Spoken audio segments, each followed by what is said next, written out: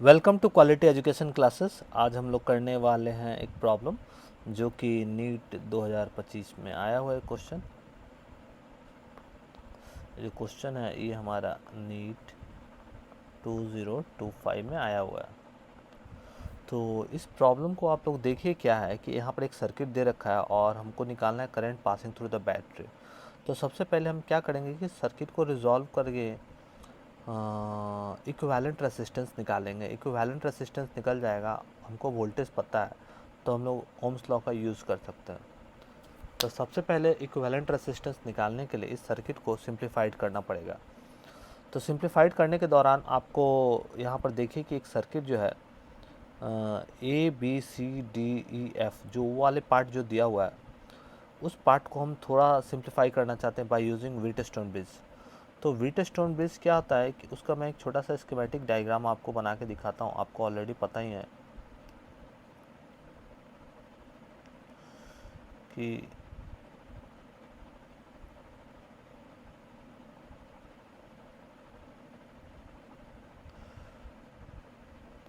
जैसे ये हमारा R1 है, ये R2 है, R3 है, R4 है। अगर मेरा ब्रिज जो है बैलेंस्ड हुआ, इन जनरल हमारी बैटरी से जो करंट जाएगी वो सभी ब्रांचेस में जाएगी। यहाँ पर करंट ऐसे पहुँचेगी, यहाँ से इस डायरेक्शन में जाएगी, फिर ऐसे जाएगी, यहाँ पर फिर से गैल्वेनोमीटर में भी जाएगी, ये ऐसे भी जाएगी। फिर उसके बाद यहाँ पर करंट दम मिलने के बाद ये ऐसे जाएगी, ओवर यहाँ पहुँचने के बाद ये करंट ऐसे रिटर्न बैक करेगी। तो जनरल केस में हमारी क्या होती है कि सभी ब्रांचेज में हमारी करंट फ्लो होती है। लेकिन एक कंडीशन ऐसा भी होता है जो कि व्हीटस्टोन ब्रिज का कंडीशन होता है, उसमें हमारी क्या होता है कि गैल्वेनोमीटर से करंट फ्लो नहीं करती है। तो उसके लिए करना क्या पड़ता है, उसमें क्या करना पड़ता है क्या कि दो हमारे जो रेसिस्टेंस है, मान लीजिए सपोजेड R1 एंड R3 हमारे नॉन रेसिस्टेंस है, और R3 जो है यहाँ पर R4 में बात कर रहा हूँ, मान लीजिए ये स्टैंडर्ड है, स्टैंडर्ड वैरिंग रेसिस्टेंस आप मान सकते हैं, और R2 आपका अननोन है, R2 आपका अननोन है। तो मैं क्या करूँगा कि R1 एंड R3 को कनेक्ट करूँगा और R4 का वेरिएशन करूँगा, और R4 को इस तरह से वैरिंग करता रहूँगा रेसिस्टेंस को, ताकि हमारा ये सर्किट जो है वो प्रॉपर बैलेंस्ड हो जाए। और एक टाइम ऐसा आए जब हमारा गैल्वेनोमीटर से जो गैल्वेनोमीटर का बेसिकली यूज़ होता है करंट को डिटेक्ट करने में, तो it is a very sensitive device to measure a minute current. बहुत माइनर करंट को भी हमारा गैल्वेनोमीटर मेज़र करता है। तो हम लोग रेसिस्टेंस को इस तरह से सेटअप करेंगे ताकि हमारा गैल्वेनोमीटर से कोई करंट फ्लो ना हो, और जैसे जिस पॉइंट पर हमारा गैल्वेनोमीटर से करंट नहीं फ्लो करेगा उस पॉइंट पर हमारी ये सर्किट क्या हो जाएगी, प्रॉपर बैलेंस्ड हो जाएगी। और इस बैलेंस्ड सर्किट को हम लोग व्हीटस्टोन ब्रिज के नाम से भी जानते हैं। तो व्हीटस्टोन ब्रिज के नाम से भी जानते हैं। तो सबसे पहली बात है क्या कि हम लोग जब ये सर्किट बैलेंस हो जाएगा, व्हीटस्टोन ब्रिज पर बैलेंस हो जाएगी, तो R1/R2 इक्वल टू आप लिख सकते हैं R3/R4। ठीक है, अभी मैं यहाँ पर ये फॉर्मूला का डेरिवेशन के पीछे मैं नहीं जा रहा हूँ। अभी बेसिकली मैं प्रॉब्लम सॉल्विंग स्किल्स पर फोकस कर रहा हूँ। तो हम क्या करेंगे कि इस स्टैंडर्ड डेटा का जो हमारा बैलेंस ब्रिज के लिए है उसका हम लोग यूटिलाइज़ करेंगे। और यहाँ पर हम लोग देखेंगे क्या कि आप देखिए A B C D E F वाली पार्ट पर वहाँ पर हो क्या रहा है। अगर मैं सर्किट को सिंप्लीफाई करूँ तो सर्किट मेरा इस तरह से बनेगा। ये जो गिवन सर्किट है वो सर्किट मेरा बनेगा, आप देखिए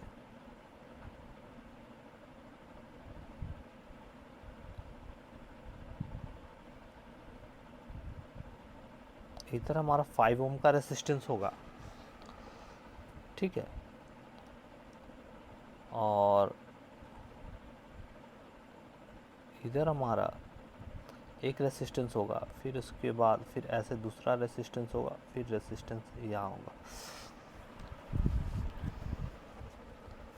अगर मैं बात करूं आपको, तो आप देखिए क्या कि इस पॉइंट को मैं नाम दे रहा हूं, इस पॉइंट को हम लोग ई नाम दे दे रहे हैं और इस पॉइंट को हम लोग सपोज बी नाम दे दे रहे हैं।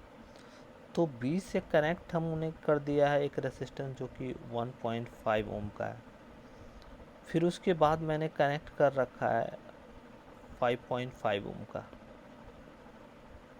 फिर उसके बाद मैं नीचे आ जाता हूँ, बैटरी है, बैटरी का कनेक्शन है। फिर उसके बाद क्या है, 1/3 ओम का रेसिस्टेंस है। फिर ये जो पॉइंट है हमारा कनेक्टेड कहाँ है, हमारा ई पॉइंट पर कनेक्टेड है। तो मैं लेके चला गया ई पॉइंट पर, आप देखते रहिए।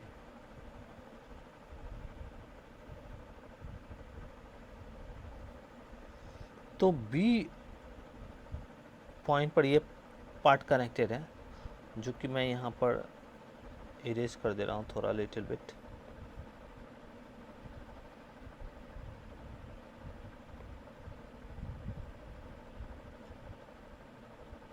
ये वाला पार्ट जो है हमारा बी पॉइंट से कनेक्टेड है।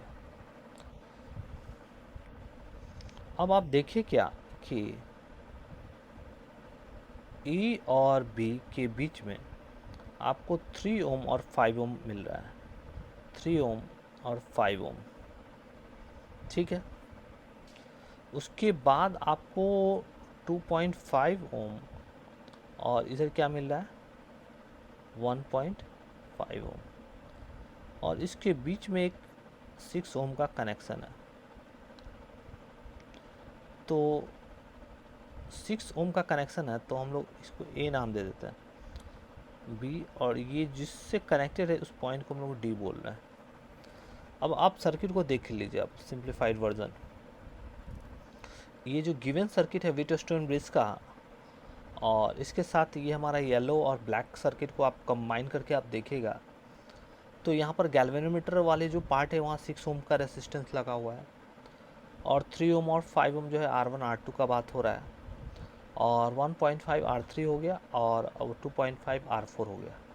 और जो है बाकी रेस्ट जो है ये सारे जो है हमारे external outside from the balance bridge circuit से हमारा जो रेसिस्टेंस है बाहर किसी और जो कनेक्टेड है 1.5 ओम, 5.5 ओम, बैटरी और 1/3। तो मैं क्या करूँगा यहाँ पर, सबसे पहली बात है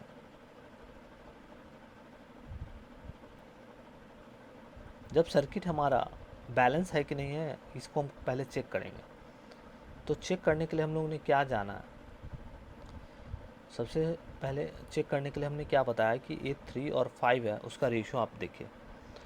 तो आप देखिए 3/5, इसको नाम दे दीजिए, आप मान लीजिए R1 नाम दे दीजिए, इसको R2 नाम दे दीजिए, इसको R3 नाम दे दीजिए, इसको R4 नाम दे दीजिए, सपोज दैट। आप रेशियो देखिए, R1/R2 3/5, R3/R4 कीजिए 1.5/2.5। तो जब आप सॉल्व कीजिएगा तो 3/5 इक्वल टू 3/5 आ जाएगा। इसका मतलब क्या आप समझे, इसका मतलब R1/R2 इक्वल टू R3/R4, जो कि व्हीटस्टोन ब्रिज के कंडीशन को फॉलो कर रहा है। जब व्हीटस्टोन ब्रिज के कंडीशन को फॉलो कर रहा है तो ये हमारा जो गैल्वेनोमीटर वाले जो पार्ट होते हैं रेसिस्टेंस, वो हमारा सर्किट से एलिमिनेट हो जाता है, क्योंकि उस पार्ट से हमारी कोई करंट फ्लो नहीं होती है। तो हम एक सिंप्लीफाइड वर्जन में सर्किट को कैसे फिर से हम लोग फ्रेम करेंगे, उसका डायग्राम मैं यहाँ बना रहा हूँ। आप देखिए,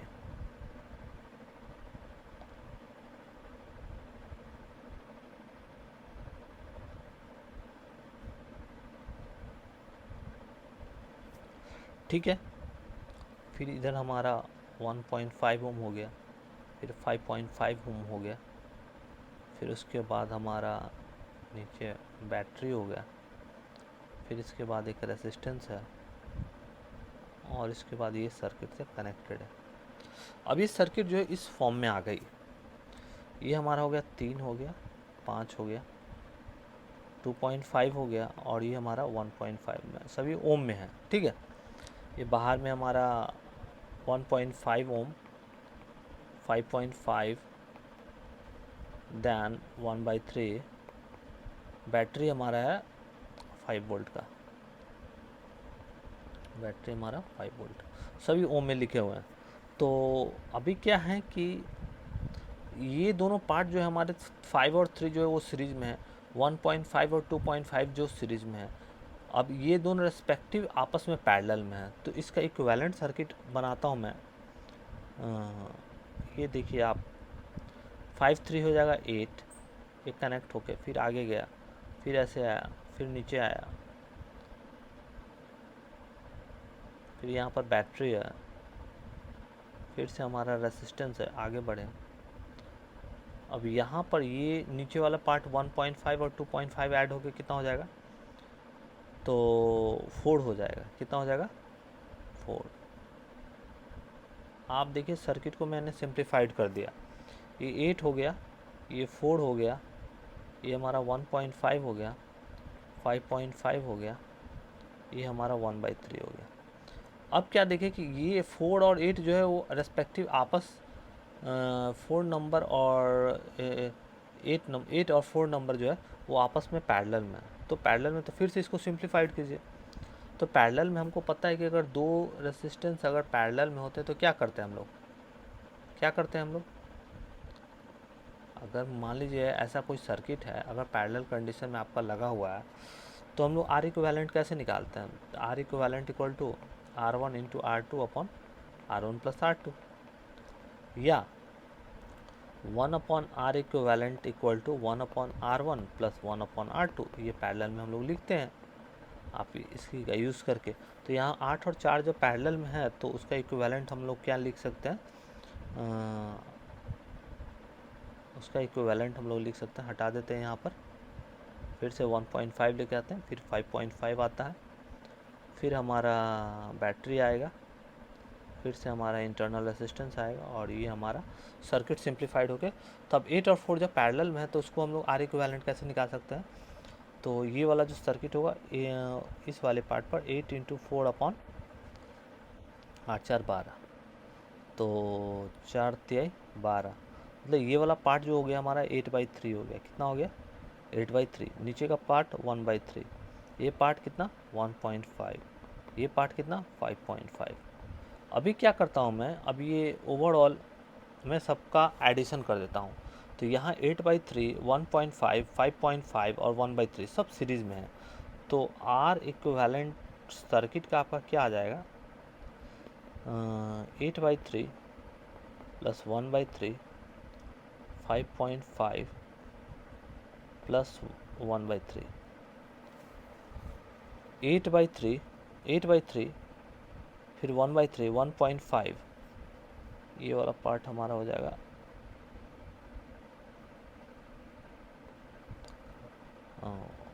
1.5। अगर 5.5 और 1.5 ऐड हो जाएगा तो कितना हो जाएगा, तो 5 6 7 हो जाएगा। तो 8/3 प्लस 1/3 प्लस 7, यहाँ एलसीएम आप ले लीजिएगा 3, तो 8 प्लस 1 प्लस 7 3 जा 21, 21 और 1 ऐड होकर 22 और 8 30 हो जाएगा। 30 डिवाइडेड बाई 3 मतलब कितना हो गया, 10 आ गया। 10 ओम हमारा इक्विवेलेंट रेसिस्टेंस है, 10 ओम हमारा इक्विवेलेंट रेसिस्टेंस है। तो अब क्या है, फाइनल सर्किट आप क्या बनाना चाहेंगे, फाइनल सर्किट हमारा बनेगा आर इक्विवेलेंट सर्किट का, जो कि 10 ओम आ रहा है, और इतना हमारा बैटरी होगा, और ये हमारा बैटरी 5 वोल्ट है। जब से करंट आ ही जाएगा तो ओम्स लॉ लगा देंगे, तो V equal to I into R equivalent लिख लेंगे।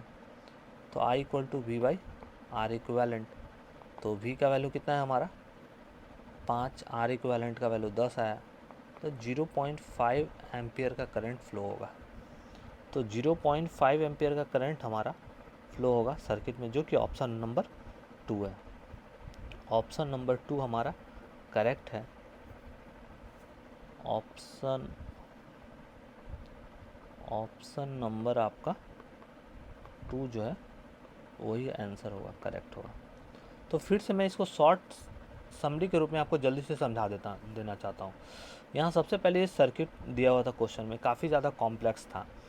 अब इस कॉम्प्लेक्स सर्किट को मैंने ट्रांसफ़र कर दिया व्हीटस्टोन ब्रिज पर। मैंने देखा कि वो व्हीटस्टोन ब्रिज के कंडीशन को फॉलो कर रहा है, तो मैं सर्किट को येलो कलर के डायग्राम से आपको दिखा रहा हूँ कि कैसे मैंने सिंप्लीफाइड किया। सिंप्लीफाइड करने के बाद जब मैंने देखा कि उसका रेशियो जो है रेस्पेक्टिव वो व्हीटस्टोन ब्रिज के कंडीशन को फॉलो करता है, तो जो हमारा गैल्वेनोमीटर से करंट नहीं फ्लो करता है, तो यहाँ पर हमारा बीच में जो ब्रांच ए और डी से जो कनेक्टेड है 6 ओम, उससे करंट नहीं फ्लो होगा। जब करंट नहीं फ्लो होगा तो मैं क्या करूँगा, उस पार्ट को हटा दिया और फिर से मैंने ये वाला एक सर्किट बनाया। अब ये सर्किट में मैंने 3 ओम, 5 ओम, 1.5, 2.5, 1.5, 5.5, 5 वोल्ट, 1/3 लिखा। अब यहाँ पर मैंने देखा कि 5 और 3 जो है ऊपर में सीरीज में है, और 1.5, 2.5 जो है सीरीज में है, और इन दोनों जो है ये दोनों पार्ट जो है रिस्पेक्टिव आपस में पैरेलल में है, तो मैंने इसका इक्विवेलेंट सर्किट बगल में बनाया है। तो आगे हमारा 8, 4, 1.5, 5.5।